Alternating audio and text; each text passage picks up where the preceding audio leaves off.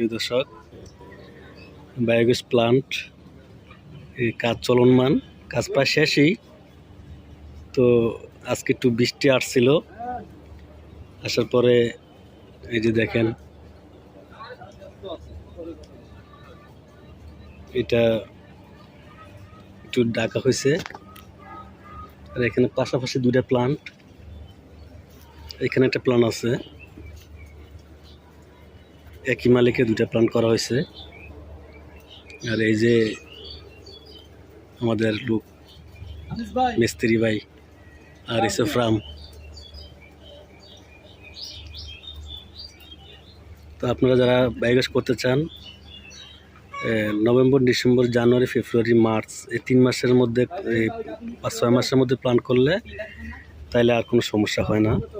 কিন্তু এই মার্চ আর এপ্রিল দিকে গেলে বৃষ্টি হয়, তখন কাজ করতে সমস্যা।